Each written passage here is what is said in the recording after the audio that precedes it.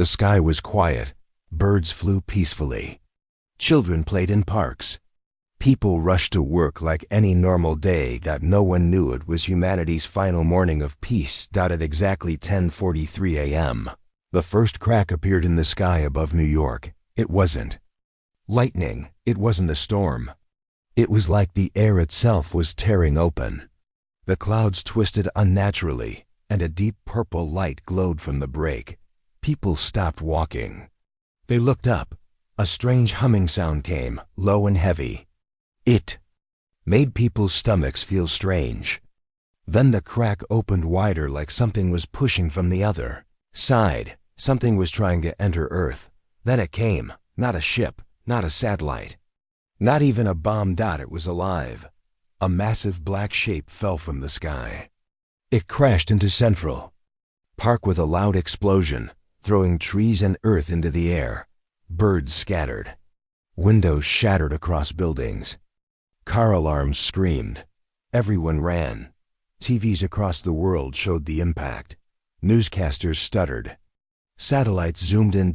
And then the message came. It wasn't from Earth. It came in all major languages: English, Chinese, Hindi, Arabic. Every screen turned black and a voice echoed. "We are the Khazari Empire. We do not negotiate. We do not warn. We conquer." The voice was cold, robotic, without emotion. "We have sent our apex to test your world. Survive it if you can." And the screen went dark. People screamed. Panic spread faster than the news. Airports filled. Cities locked down. Governments activated emergency protocols. But it was too late. Because the apex had already started moving. In a quiet underground bunker in Nevada, one woman was already moving. She wasn't panicking. She wasn't watching the news. She was preparing. Her name was Captain Alara Cross, former Special Forces, code name Iron Viper. She had fought in 3 off-world conflicts. She was retired now, or at least she had. Then she watched the footage from a private military feed. The thing was huge. 20 feet tall. Its skin was dark and rough like burnt stone. Its eyes glowed red.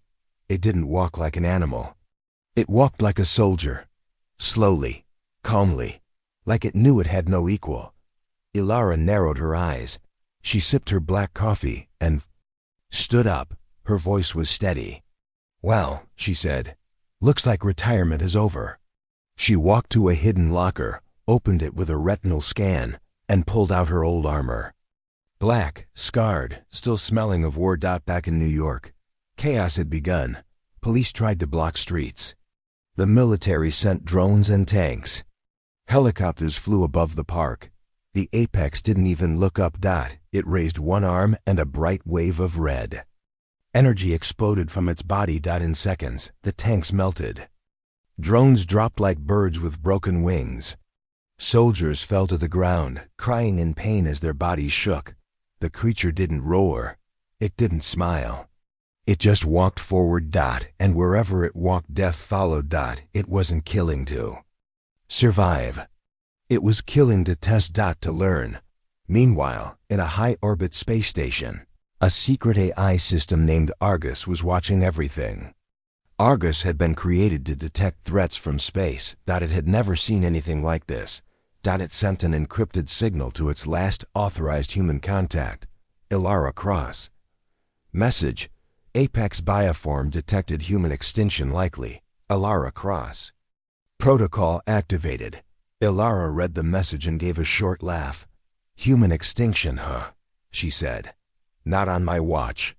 She called her old friend, Juno, a retired hacker who now lived off-grid. The call was video only. Juno's face appeared. She had red hair and a cigarette in her mouth. "Ilara, you look like hell." "So does New York," Ilara replied. "I need satellite access." "Full thermal. Can you do it?" Juno raised an eyebrow. "That depends. You going to war again?" "No," Ilara said. "War is too kind. I'm going hunting." The apex reached Times Square in less than an hour. People were still trying to escape. families, children. The beast didn't care. It picked up a bus and threw it through a building. It leapt onto a tank and crushed it with 1 foot. It was studying human defenses, learning how humans reacted to fear. Its eyes glowed brighter, its muscles grew thicker. It was evolving. Elara stood in a small garage far from the city, fitting on her armor. Piece by piece, shoulder plates, chest shield, tactical belt, neural interface. She looked into a mirror. Her face was calm, focused, but in her eyes rage was growing. She remembered the last time something like this happened. It wasn't Earth. It was Mars Outpost 7. A similar bioweapon had been sent by pirates. She was the only survivor. This time, she wouldn't just survive, she would win. She grabbed her plasma rifle, her electric knives, and a pack of gravity chains. Illegal tech designed to trap alien creatures. Her last words before leaving the bunker: "I don't care what planet you came from. You bleed, you break." A military commander in Washington was watching satellite footage. He saw the apex tear through New York's defense lines. He slammed his fist on the table. "We have no options left. Evacuate all major cities. Focus on containment." But another officer shouted, "Sir, we have a private military signal coming, encoded with old Viper protocol." The commander froze. Viper protocol was only assigned to one person. He opened the video feed. It was Elara. "I'm heading in. Don't waste more lives. Keep your soldiers back. You'll die," the commander said. "Maybe," Elara replied, "but I'll make sure it hurts." And she cut the call. As she entered the outskirts of the ruin zone, she saw things that shook even her battle-hardened heart. Cars melted into the road, bodies frozen in mid-scream. Walls covered in strange markings like the apex was trying to write. She checked her scanner. No signs of life nearby. Then she heard it. A deep growl. Not animal. Not machine. Something. Ancient. She crouched, activated her cloak mode, and moved forward. Her heart beat slow, calm. She was trained for this. Then she saw it. The apex. It stood in the middle of the road, holding something small in its hand. A child's toy. It looked at the toy with curiosity, then crushed it. Elara raised her weapon, but didn't shoot. Not yet. She needed to understand it. Suddenly, her neural link buzzed. A voice inside her head. It wasn't her AI. It was the apex. "You are different," the voice said. "You do not run." Elara froze. The voice wasn't angry. It wasn't loud. It was curious. "You are not prey," it said. "You are something else," Elara whispered under her breath. "So are you." She stepped out of cover. The apex turned to face her. Two red eyes glowing. They stared at each other. No words. No movement. Just two warriors facing the beginning of a war. Then the screen went black and the words appeared. "Last time." Elara Cross stepped out from the shadows. The apex turned, facing her. Two predators, one battlefield, no words. Just war. The wind was heavy with smoke. Skyscrapers lay in ruins. Fires burned unchecked. The streets of New York were no longer human territory. This was now the apex's hunting ground. Elara stood tall, facing the creature. Her armor hummed quietly. Her rifle was ready. But she didn't shoot. Not yet. The apex tilted its head slightly, observing her like a scientist watching a new insect. Then it spoke without moving its mouth. "You are a warrior." The voice was deep and cold inside her mind. "You are not enough." Suddenly, the apex charged. Flashback, 6 months ago. Planet Dres 4 alien engineers worked in silence. A tall, blue-skinned creature in a white robe watched from a glass window. The room below was full of glass tanks. Inside each tank was a living creature, part animal, part machine, part nightmare. The engineers were building something. Something never seen before. A voice spoke behind the tall alien. "Is it ready?" "Yes," the lead scientist replied. We call it Apex, the perfect combination. Of what? Muscle of the Grax beast, brain of a Drell tactician, skin of a voidworm. It cannot die. It cannot fear. It learns with every kill. And the test planet? Earth? The scientist smiled. They will fall in hours. Back to present, Alara rolled sideways as the Apex's massive arms smashed the ground where she stood seconds ago. The road cracked. Dust flew. She opened fire 3 shots to the creature's chest. Bullets sizzled. But the beast didn't flinch. It growled. Not in pain, but in interest. Alara ducked behind a burned-out truck, breathing heavily. Okay, she muttered. Lesson 1. Guns are useless. She pulled out an energy grenade and tossed it. The blast hit the Apex in the leg. This time, it stepped back. It wasn't hurt. But it was surprised. Elari grinned. You can bleed. The Apex jumped over the truck in a blur. Alara activated her jet boots just in time. Shooting straight into the air. She landed on a broken rooftop nearby. From there, she saw it all. The destruction was worse than she thought. Whole city blocks gone. Thousands missing or dead. And the Apex was just one weapon. What if they sent more? Meanwhile, in an underground military base. General Royce was sweating. He watched live drone footage of the battle. She's holding it, an officer said. Alone? How? Royce asked. She doesn't have backup. She is backup, the officer whispered. Royce stared at Alara on screen. Get any contact with her, now. Back on the rooftop, Alara was already moving. She activated her AI Nexus connected to her suit. Nexus, scan the creature. Scanning. Partial match. Bioorganic armor. Rapid regeneration. High-density muscle fiber. Energy core. Detected in chest region. Weakness? Unknown. Recommendation: trap or contain. Do not engage directly. Alara looked at her remaining equipment. 2 grenades. 1 energy trap. And a set of gravity chains. Illegal. Dangerous. Unpredictable. Perfect. She ran across rooftops, baiting the Apex. The creature followed, crashing through walls, climbing buildings like a monster from ancient myth. Alara stopped at the edge of a half-collapsed hotel. Below her, she saw survivors, maybe 20 people, trapped behind debris. The Apex saw them too. It turned toward the humans. Alara cursed. Not them, me. She jumped right onto the Apex's back. It roared, shaking violently. She activated her magnetic boots. Sticking to its skin, she slammed a gravity chain onto its spine. It howled, a sound that echoed for miles. She grabbed its neck and slammed another chain. The Apex staggered.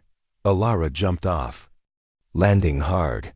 The Apex tried to pull the chains off, but they glowed, locking into its nervous system. For the first time it looked confused. Alara aimed her weapon at its head. Not so Apex now, are you? But before she could fire, her "Come" beeped. Alara, this is General Royce. Bit busy, General, she snapped. We just intercepted alien transmissions. They're watching. Let them. Tell them what I'm about to do.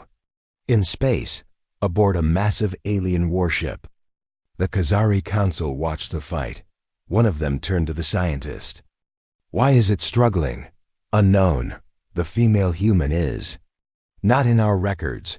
She fights like a Drell. She thinks like one. Another voice spoke, colder than the rest. Upgrade the Apex. Increase aggression protocol. That will destroy its memory core. Do it. Back on Earth, the Apex suddenly roared and its body began to change. Its muscles bulged. Its skin cracked open, revealing new armor underneath. Spikes grew from its back. Its eyes turned from red to white. Nexus beeped a warning. Warning. Apex form is mutating. Aggression level increased. Intelligence decreased. Danger extreme. Alara stepped back. Great. Now it's dumber and angrier. The apex slammed its fist into the ground, creating a shockwave. Alara was thrown back. Her suit sparked. Her ribs cracked. She couldn't breathe. For a moment, everything was still. She looked up at the sky. Smoke, fire, dust. Then. She saw something fall near her. A soldier. Still alive. Crawling. She dragged herself over. He was bleeding, badly burned. He grabbed her hand. "It spoke to me," he whispered, "in my head like a dream." "What did it say?" Alara asked. "It remembers. Every soul it kills, it collects. US. His eyes closed. "He died." Alara sat in silence. So the apex wasn't just killing. It was feeding on memory. Learning from fear, that meant it could be reversed. Alara stood up, bleeding, coughing. "Okay," she muttered. "You collect memories? Try collecting mine." She activated her neural link and set it to open broadcast. "Nexus, begin memory stream. Push everything to the apex. Confirm, all trauma and war memories?" "Yes. This may harm your mind." "Good." The apex walked toward her. She stared at it. And released every dark memory she had. Mars Outpost 7. The screams of dying soldiers. The burning of civilian ships. The betrayal on Titan. Pain, rage, suffering. The apex stopped. Its body twitched. Its growl faded. It began to shake. Suddenly, it fell to one knee. Alara walked up to it slowly. "You want to know what we are? We're survivors." The creature looked at her weak, confused. She slapped another gravity chain on its chest, and the beast collapsed. Back in the alien ship, the scientist panicked. "Impossible." She overloaded its core. She defeated the apex. "We need to retreat." The leader stood silently.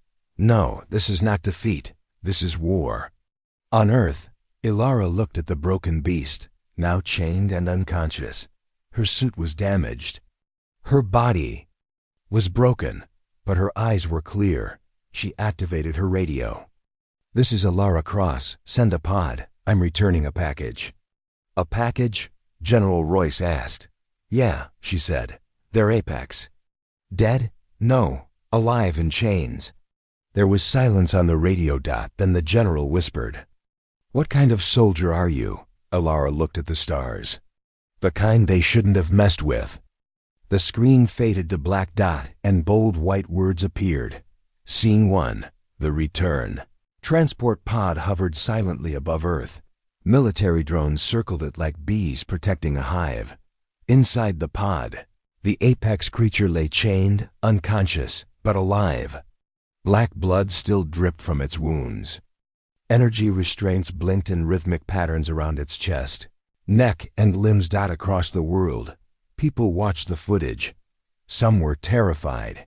Some were confused. But one question echoed across every screen. How did one woman stop it? In orbit, Khazari warship, the throne deck. The alien warship drifted in silence above Earth's moon. Inside the massive throne chamber, the Khazari council gathered. Tall, cold, emotionless beings. Each wore armor made of living metal. Their faces were hidden behind glass masks. In front of them stood a large, cracked container, the Apex's return pod. The leader, Archseer Valmec, stepped forward. His voice was like glass breaking. "We sent our strongest weapon." He touched the chains. They returned it, in shame. He turned to his war council. "This human Alara Cross, I want her found." "Alive. Why?" one counselor asked. "She is just a soldier." Valmec turned slowly. "She is a message, and we will answer it. With war." Scene 2. Alara in recovery. 3 days passed. Alara woke in a secure medical room, inside a black site base beneath the Arctic ice shelf. Her body was bruised. 2 ribs broken. Minor burns. Neural link overload. But she was alive. A soft beeping sound filled the room. A heart monitor. White lights glowed from the ceiling. She tried to sit up. Pain shot through her chest. "Easy," said a voice out. It was Juno, her hacker friend. Red hair tied back, goggles on her forehead, holding a tablet. "You look like hell." "Feels worse." Ilara muttered. "What's the damage?" "Cities in ruins. Governments are panicking." "You've become a legend." Ilara rolled her eyes. "Great. Always wanted to be famous for nearly dying." Juno showed her the newsfeed clips of her fighting the Apex, chains locking it down, voice messages going viral. "They're calling you the Apex Breaker." Ilara stared at the screen. "They should be calling the aliens back," she said. "Because this was never just one attack." Juno nodded, face turning serious. "We intercepted something. You need to see this." Scene 3. The signal. Juno plugged her tablet into the screen. Distorted alien transmission played, translated by Earth's best AI. Phase 1 complete. Apex compromised. Subject Ilara Cross identified as anomaly. Phase 2 authorized. Initiate. First contact protocol. Ilara leaned forward. "They're not just attacking, they're coming themselves." Juno tapped a few keys. "And this is where it gets worse." The screen showed a massive heat signature. "Approaching Earth from deep space." "It's not a ship," Juno said. "It's a fleet." Ilara narrowed her eyes. "First contact." "But not peaceful. More like a full invasion." Scene 4. Earth's response. General Royce stood before the United Nations War Command. He pointed to a 3D hologram of the alien fleet. 12 warships, unknown weapons. Arrival expected in 11 days. We need to act now. A French commander shouted, "Do we nuke them from orbit?"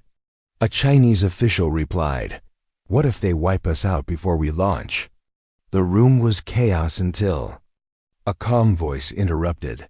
Ilara walked in, bandaged, pale, but her eyes burned with fire. "You won't win by shouting," she said. The room fell silent. "They sent the Apex to test us. Now they're coming themselves." She looked around the room. "This is not a war for land or power. This is a war for existence. So what do we do?" asked General Royce. "We talk," Ilara said. "Talk?" Someone laughed. "With who?" "With them." Scene 5. The message. That night, Ilara entered the underground transmitter chamber. The room was dark, lit only by green energy flowing through massive alien tech towers. Juno stood beside her. "We boosted the signal using recovered Apex tech," she said. "They'll hear you." Ilara stepped to the microphone. She cleared her throat. "To the Khazari Empire.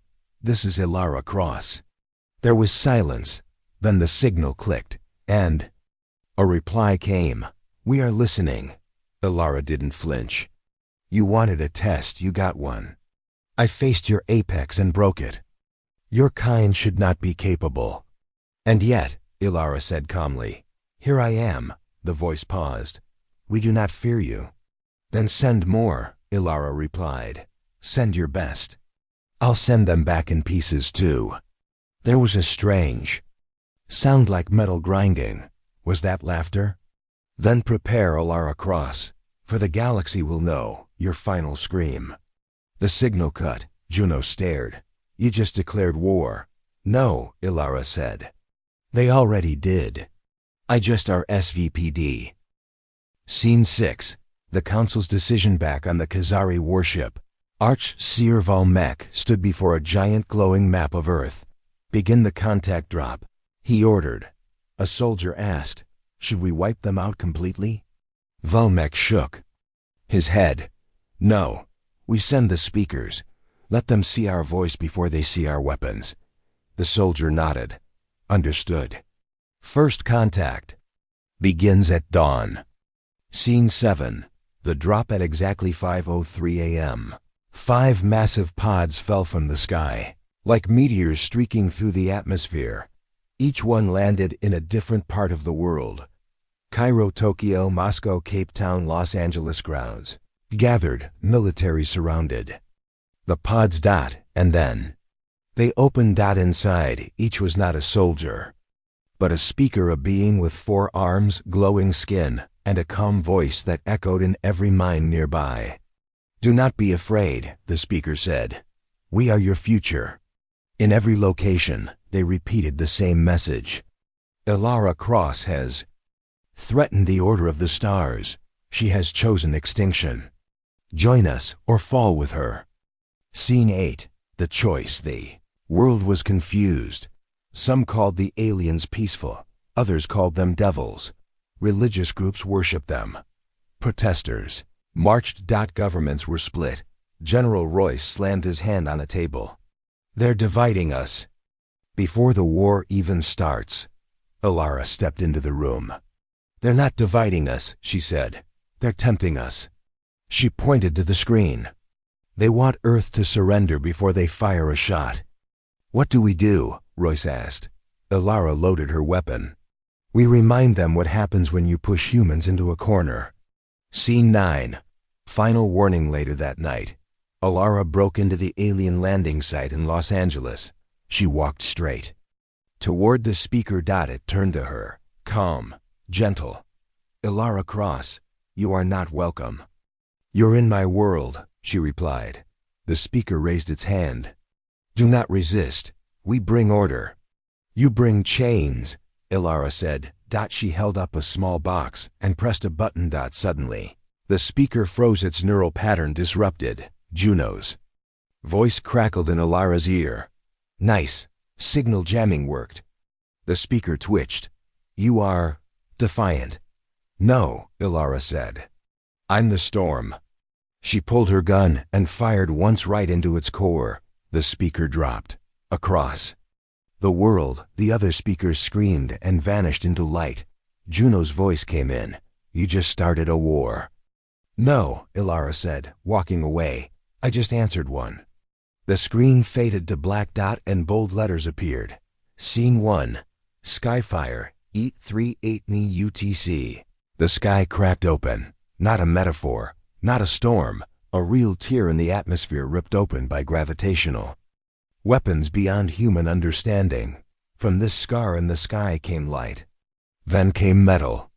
Then came war. The Khazari fleet had arrived. Above Earth now floated 12 warships, each larger than a city, shaped like ancient daggers, glowing with white-blue energy. They made no sound, but the world felt them. In New York, Tokyo, and London, shadows fell like curtains. Birds stopped flying. People stopped breathing, and far beneath the clouds, Ilara Cross was already moving. Scene 2. Project Redwall. Inside a hidden bunker beneath Iceland, General Royce and Juno stood over a digital war map. Red dots equals enemy. Blue dots equals hope. There weren't many blue dots left. "We're outnumbered, outgunned, and outplanned," Juno said flatly. "So what's the good news?" Royce asked. She looked up. "We have her." The screen zoomed in on Ilara, armored, armed, and already prepping an underground team of 6 elite rogue soldiers. No government ties, no delays. Their mission? Infiltrate a Khazari ship before the main assault begins. Why? Because Juno found something, a weakness. Scene 3. The God Key. Using decoded data from the dead speaker, Juno uncovered an encrypted phrase. Core Prime. Location keyed to human language. Code God. Ilara raised an eyebrow. They named their master AI God? Subtle. "It's worse," Juno said. God is an acronym. She typed fast. Galactic Oversight Directive. The system that controls all their weapons. If we crack it, we can blind them. "And that's where we're going," Ilara said. "To the heart of their war system," Juno nodded. "To steal God." Scene 4. The insertion. A stealth pod screamed through the atmosphere. 6 soldiers inside. One goal: hijack a Khazari warship. Ilara sat at the front. She looked over her team. Cash, ex-Mars Black Ops, demolition expert. Nova, drone pilot. And Sniper, quiet as death. Yaz, hand-to-hand fighter, mutated muscles from Jupiter Labs. Dr. Fincher, the hacker, frail but brilliant. Bishop, heavy gunner, religious ... and deadly. Everyone ready? Ilara asked. No one spoke. They didn't need to. They crashed through a ship's outer armor using stolen Khazari codes. Alarms howled. Lights blinked red. "We're in," Dr. Fincher shouted. "I need 3 minutes to access their neural core." "You've got 2. Ilara replied. Scene 5. Inside the beast, the inside of the ship was alive. Walls pulsed with strange organic metal. Lights flickered like nervous eyes. Ilara could feel the ship watching them. "They use living circuits," Dr. Fincher whispered. "It's like hacking a brain." Suddenly hissing sounds echoed from every direction. Khazari warriors emerged. They didn't walk. They glided, claws out, blades glowing. "Contact left," yelled Cash. Gunfire lit the halls.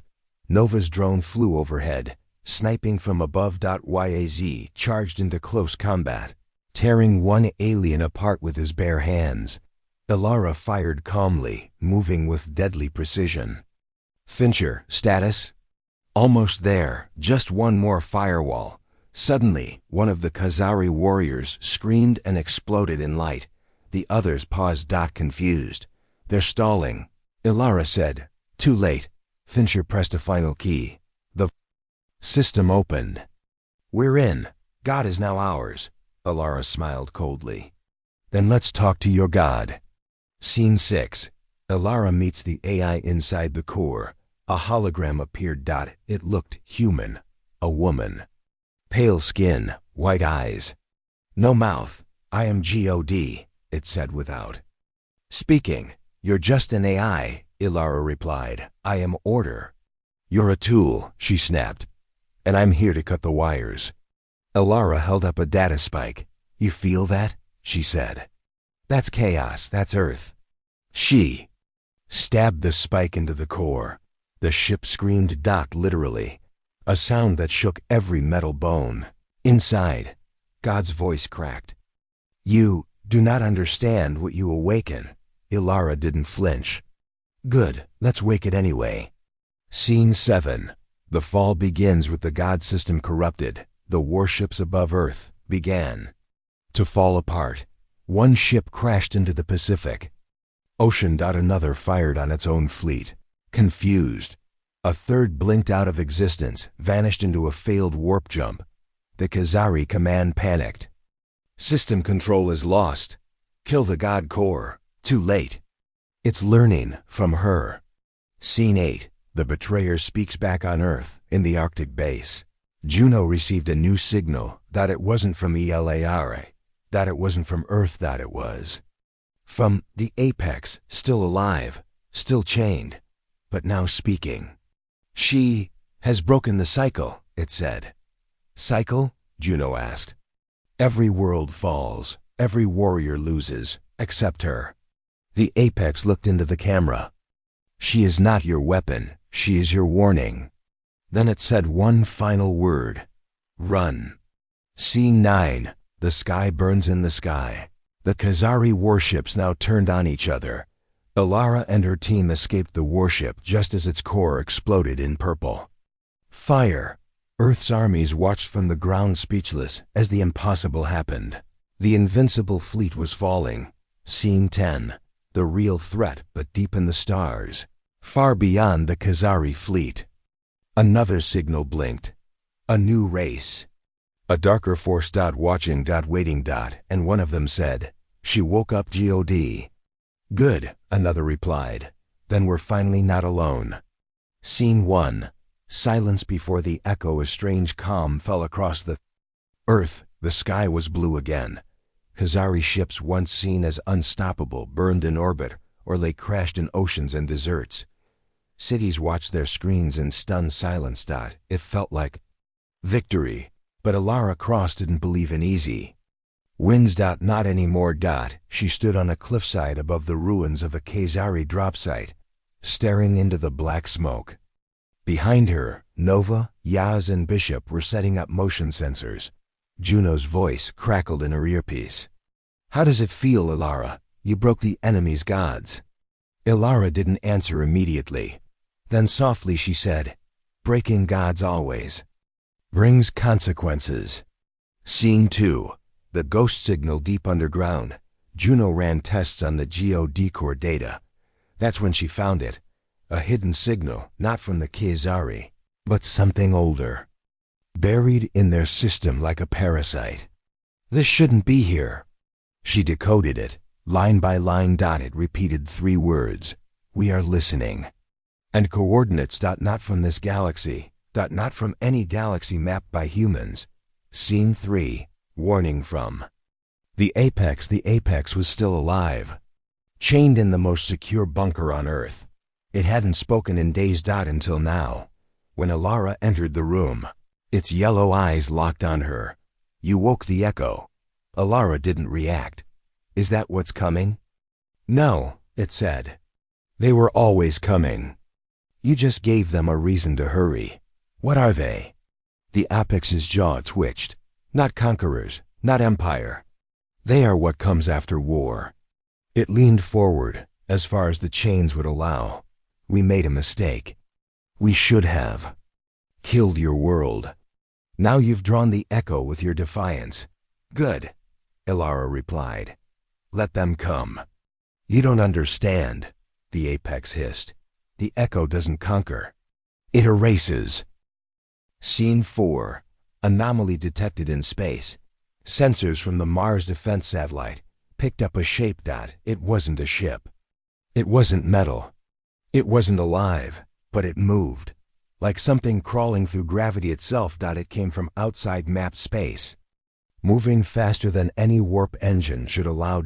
And wherever it passed. Stars flickered, then died, one by one, until it turned toward Sol System. Scene 5. The Council reforms back. In the Arctic Command Base, General Royce, Ilara, Juno, and what was left of the world's leadership gathered around a table. Tension filled the air. Are you saying this new enemy feeds on stars? A UN representative asked. Juno showed the simulations. Not feeds, erases like it rewrites physics wherever it goes. These aren't ships, they're something else. Royce gritted his teeth. And our nukes? Won't matter, Juno said. Silence. Then Ilara spoke. We can't fight them like we fight the Khazari. Then what? Someone snapped. Do we surrender? Ilara shook her head. We learn. Fast. She looked toward Juno. Let's study what scared the Khazari. Scene 6. The Echo Artifact. Juno traced the ghost signal to a Khazari archive. Buried beneath an old mining colony on Europa. It was risky. No team had returned from that moon in 10 years. But Ilara didn't hesitate. She gathered her crew Yaz, Nova, Fincher, and Cash, and took a stealth shuttle to Europa. When they arrived, they found ruins. Not human, not Khazari, something older. Covered in symbols that shifted when stared at. And in the center, an object floating mid-air, pulsing with light and whispering static. The Echo Artifact. As Fincher scanned it, he paled. It's recording us, in real time. Like a surveillance device? Nova asked. Like a mirror, Fincher whispered. But it doesn't show what we are. It shows what we could become. Scene 7. Reality breaks as Ilara touched the artifact. The world around her shattered. Time slowed. Gravity bent. She saw visions of Earth burning. Of versions of herself on alien worlds, some victorious, some dead. One version wore black armor. Her eyes glowed. Her hands were no longer human. Then a voice echoed inside her skull. You are not ready. Then make me ready, Ilara whispered. You cannot fight what you cannot imagine. Try me. And just like that she was. Back, gasping, sweating, kneeling on Europa's icy floor. Fincher stared at her. You were gone for 3 seconds. Ilara stood up slowly.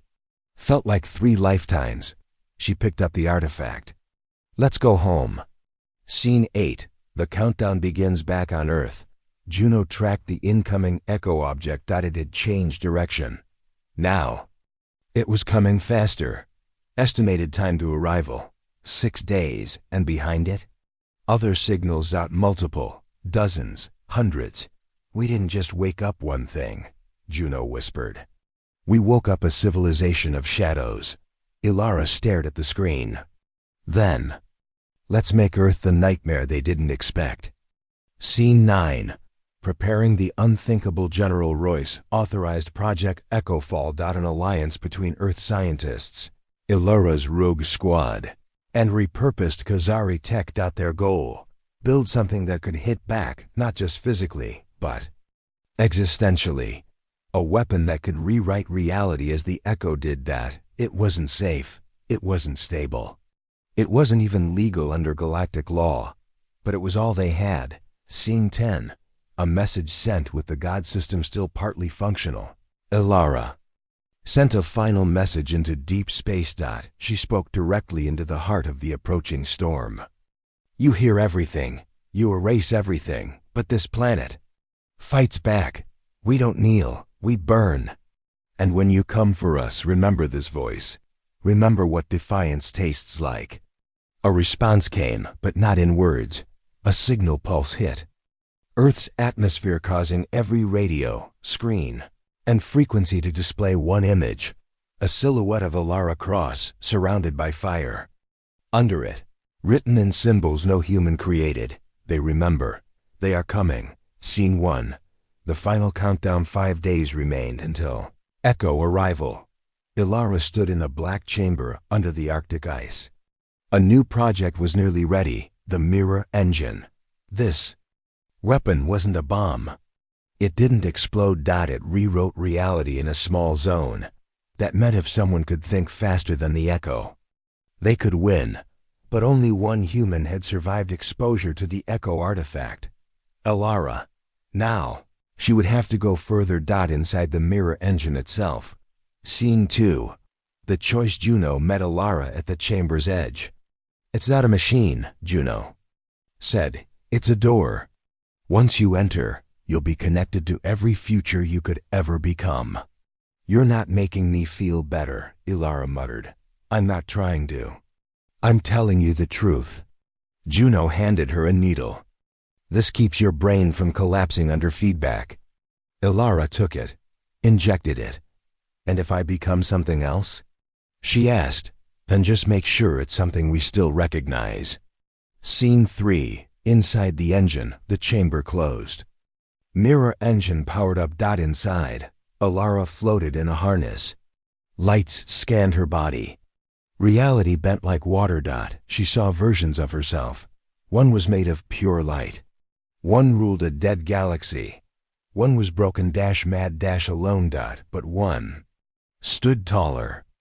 Eyes glowing with fire. Voice made of thunder. A leader. A weapon. A storm. That version stepped forward. You came to become me. No, Ilara whispered. I came to become better than you. The version smiled and vanished. Ilara screamed. Light swallowed her. And when the door opened again, she wasn't the same. Scene 4. Ilara Prime. Juno stared in shock. The woman who stepped out of the mirror engine wasn't just Ilara, she was Ilara Prime. Her voice echoed in the air even when silent. Her body moved without motion. Her skin held thin streaks of golden light under it, energy threading her veins. What did you see? Juno asked. I saw the future, Ilara said calmly. And it's terrified of me. Scene 5. Echo. At the door. Day 3. A black sphere entered Earth's orbit. No engines, no sound, no signs of life. But every scientist on Earth said the same thing. It's not a ship. It's a mouth. The Echo didn't want to talk. It wanted to consume. Scene 6. Preparing the strike. Ilara stood before the UN Security Council, though now they looked at her with awe and fear. She told them the plan. The mirror engine would be deployed on a warship. In orbit, Ilara Prime would sync with it directly. Once connected, she could bend Echo space trap, the first object in a recursive loop. That would give Earth 10 more days. Enough time to prepare a second strike. But what if you die in the loop? someone asked. Then you'll know it worked, Elara said. Scene 7. The ship Valkyrie 9 launched with Elara aboard. Her team remained below. Even they couldn't join her this time. The ship climbed through atmosphere, silent and sharp, toward the black sphere above. As it entered range, the echo responded. It shifted shape, becoming something human. It looked like Elara. Scene 8. Face to face inside the ship, the echo avatar appeared. It didn't speak with sound. It used emotion, Elara felt. Regret, curiosity, hunger. Then words formed in her mind. You should not exist. I know, Elara said. That's why I'm dangerous. She activated the mirror engine. Light exploded inside the ship. The echo avatar screamed, not in pain, but in recognition. It saw her. Not as prey, but as a mirror of itself. Scene 9. The they. Lock Elara entered the recursive loop, merging with reality threads. Time slowed. Gravity folded. Her thoughts moved like lightning. The ecosphere began to crack, its perfect shell fracturing as the loop took hold. You are alone, it said. So are you, she replied. She pulled, bending the fabric of echo matter. Then, with a final surge of energy, she locked it in a time pocket. Forever repeating its arrival. Never able to leave. Scene 10. Silence again, back on Earth, the echo. Object stopped moving. It froze above Earth's sky like a shadow paused mid-breath. Inside, Elara Prime still hovered in control, alive, but unreachable. Juno watched from the Arctic base. She did it, she whispered. Royce nodded slowly. Bought us 10 days. Juno turned toward the stars. What comes next? A whisper filled the radio, Elara's voice. Next. We finish what they started. How are you still alive? Juno gasped. I'm not, Elara said softly. But I'm not dead either. The screen went black. And far across the galaxy, echo signals began to change. They were no longer scanning Earth. They were scanning her. Scene 1. 10 days left across Earth. People were celebrating. They thought the war was won. The dark sphere above the sky had stopped. It hadn't moved in over 24 hours. News anchors said the enemy was contained. But Elara's team, Juno, Yaz, Nova, and Bishop, knew better. Juno studied new signals. They're sending new scouts. Not here, outward. They're looking for her. For Elara? Nova asked. No, for what she became. Scene 2. A new mission in a hidden base beneath Greenland. A door opened. Elara Prime stood there, calm, glowing with threads of golden light across her skin. She wasn't tired. She wasn't afraid. She was ready. We can't wait for the echo to come again, she told the group. Then what? Yaz asked. You want to go to them? Exactly, Elara said. Juno stepped forward. That's suicide. They're space warp's physics. No ship survives in it. We don't need a ship, Elara said. She held up her hand, and from thin air light began to shape. A portal, flickering. We just need me. Scene 3. Entering the unspacey, he called it unspace, where echo cities floated in silence. Where time bent and gravity collapsed. Elara Prime stepped through first. Juno, Yaz, and Nova followed, protected by a field Elara extended around them. Don't speak unless I say so, she warned. Echo space listens, and it remembers every sound. They walked through tunnels made of light. They saw shapes with no form. Creatures staring with 1,000 eyes, but none attacked, not yet. Scene 4. The dead mirror. They arrived at a giant dome, a memory chamber. Inside, copies of species the echo had erased. Not real. Just data. Ghosts. Human. Kazari. Dozens more. Each memory spoke in loops. We tried to be kind. We offered peace. It didn't matter. Nova stared, shaken. They don't destroy out of hate, she whispered. They destroy to clean. Yes, Elara said. They see sentience as disease. And us? Yaz asked. An infection that won't die. Scene 5. The signal core at the heart of unspace. They found it. The Echo Core, a star-sized brain floating in black fluid, connected to every part of the Echo network. Juno's scanner shook. It's awake.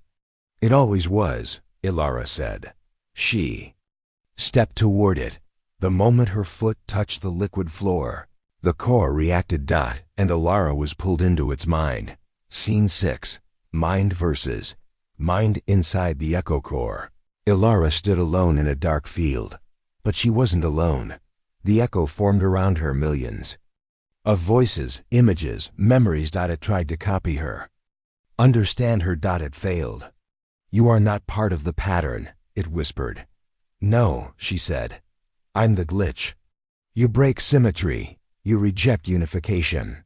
Because life isn't clean, Ilara said. It's messy. And that's beautiful. The echo paused.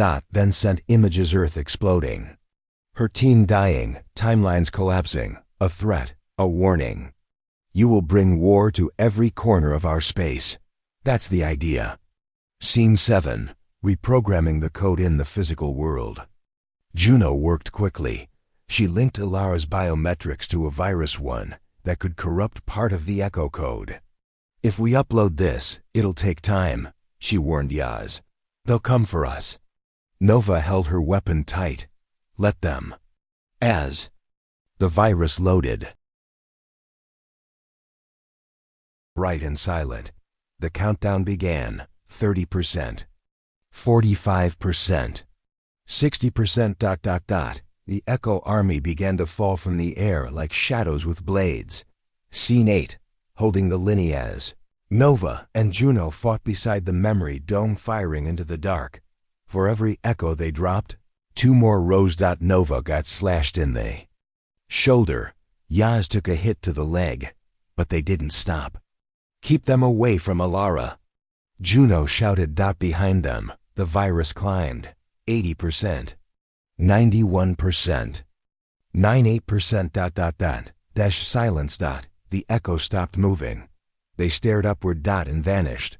Scene 9. Ilara's return. A blinding flash tore across the dome. Ilara stood in the center, floating. Her eyes lit like stars. She had rewritten part of their core. Not destroyed. Just altered. Now, the echo would remember emotion. Chaos. Loss. Fear. Things they had erased long ago. Things that made them weak. Scene 10. The escape. The portal began to collapse. Juno screamed. Back to the entry point. Move. The team ran through a collapsing bridge of light. Echo voices followed behind, half angry, half afraid. They reached the final door. Just as it exploded behind them. Back on Earth, they tumbled out onto the Arctic snow. Breathing hard. Alive. Changed. Epilogue.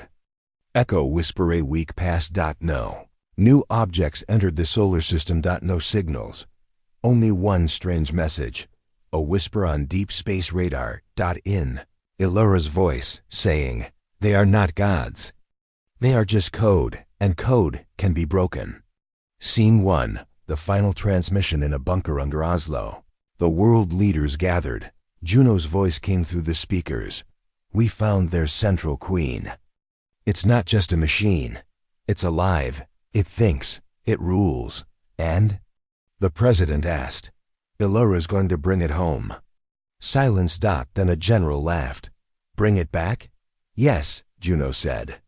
Not to destroy it. To show the universe that humans win, not because we're perfect, but because we don't give up. Scene 2. The last ship above Earth. A final ship was prepared. Cody name, Iron Requiem. Pilot, Ilara Prime.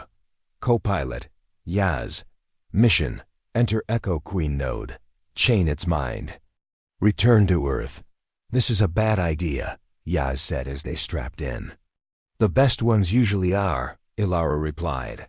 The ship launched slower than light, but heavier than war. Its hull was made of hybrid matter, part Echo, part Earth. Ilara had changed the rules, and now she was about to change the battlefield. Scene 3. The Queen. They entered the Echo Queen zone. Space folded inside itself. Shapes screamed without sound. Then they saw it. A giant black spiral, floating in red light.